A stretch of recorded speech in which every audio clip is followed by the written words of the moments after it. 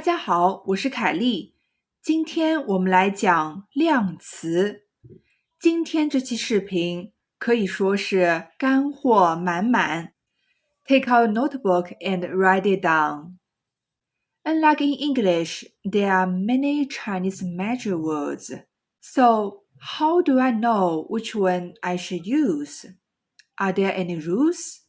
Yes, there are some golden rules of using Chinese measure words. To describe family members, we use 口. For example, 你家有几口人？你家有几口人？ How many people are there in your family? 我家有3口人。我家有3口人。There are 3 people in my family.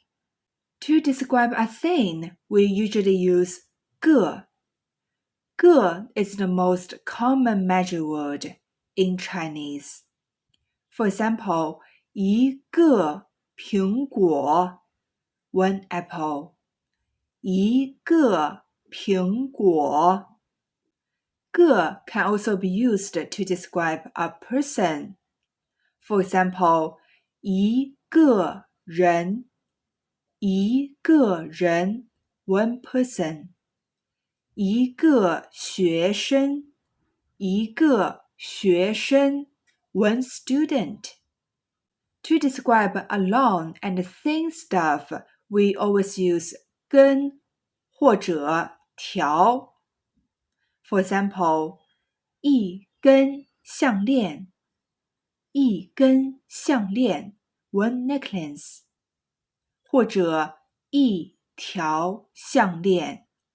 一条项链。Before describing an umbrella, we usually say 一把雨伞。一把雨伞。When it comes to food or one dish, we usually use 份 because these dishes are served in plates.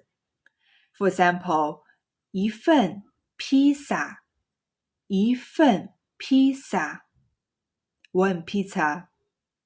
一份牛排。一份牛排 one dish of steak. To describe soup or noodles, we use 碗 which means bowl because they are usually served in bowls. For example, 一碗汤。一碗汤。一碗面。一碗面。How do I describe a table or chair using measure word? We say 一张桌子。一张桌子。一把椅子。一把椅子。Z is neutral tone, so you can try to pronounce it slighter. For home appliances, we usually use 台. For example, 一台电视机。一台电视机。一台笔记本电脑。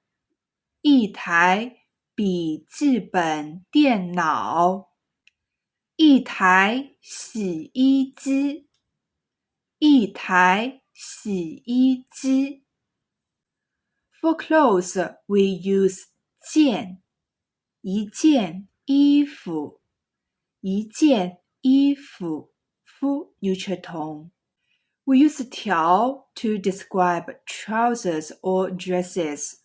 For example, 一条裤子。一条裤子。一条裙子。一条裙子 Z neutral tone as well.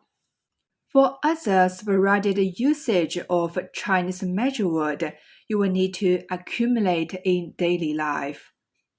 If you can't remember these rules, it's also okay, but you have to memorize these 2 rules vividly. You use 个 to describe an object, a thing. When it comes to food, you use 份. These 2 rules never go wrong. It might not be so accurate, but people will understand you for sure. 你学会了吗? If not, watch it again. If you like this video, please hit the like button and forward to your friends so they can learn Chinese too.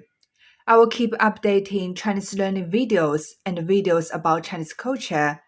So please do subscribe my channel and follow me on other social media platforms as well. Make sure you hit the bell and turn on notifications so that you don't miss any of my new videos.